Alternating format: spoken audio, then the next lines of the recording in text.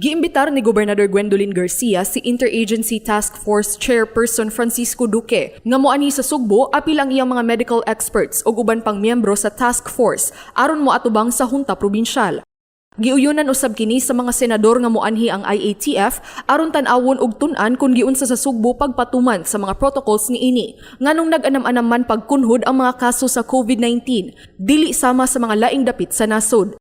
Ato sa pagdungog sa Senado ni adtong Martes, Hunyo 15, si Gobernador Garcia nagkanayon nga iyang hangyuon ang Hunta Probinsyal nga bisitahon pag-utro ang Ordinance No. 2021-04 o ang Swab Upon Arrival Policy sa Sugbo alang sa overseas Filipino workers o returning overseas Filipinos ug ipangutana sa mga medical experts sa IATF kung asang dapita sa maong ordinansa ang depektoso.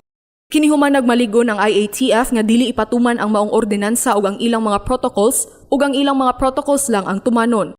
Mato ni Garcia gusto niya nga pasabton siya ug ang mga miyembro sa Hunta Probinsyal sa IATF ug sa mga medical experts niini kung unsa ang rason nganong dili nila gusto nga ipatuman ang maong ordinansa dinhi sa lalawigan sa Sugbo.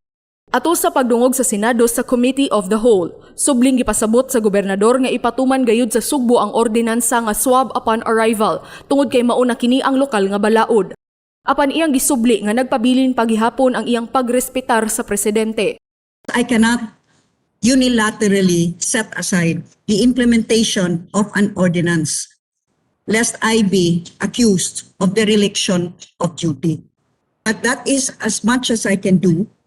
Request the provincial board to study the ordinance after the medical experts' critique and opinions shall be lengthily presented and discussed. And I am glad that I heard Secretary Duque himself saying he is open for adjustments. I heard Secretary Anyo say that about the same thing. And so let us reach out, try to meet common ground. Si Secretary Duque midawat sa maong imbitasyon sa gobernador.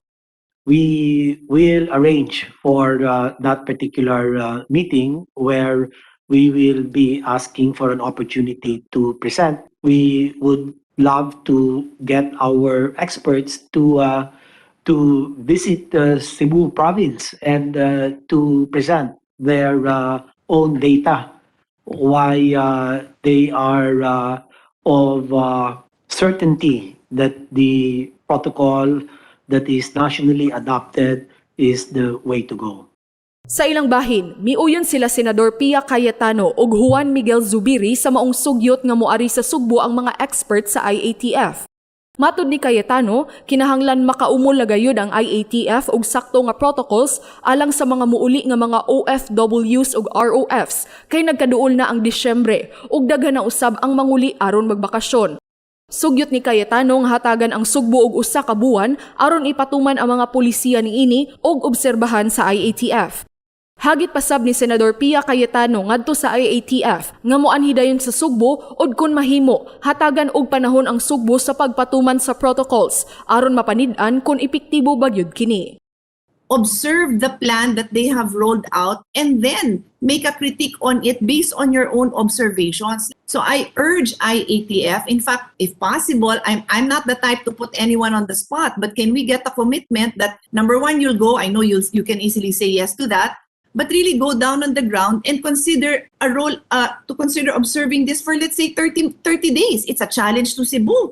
Why shouldn't we consider the protocols, not just in Cebu, but for all other places, similarly, with a similar capacity as Cebu, with a similar leadership that can implement those kinds? I do support Senator Cayetano's position on the issue in Cebu that let's send our experts to Cebu to see how they're doing it in terms of quarantine measures.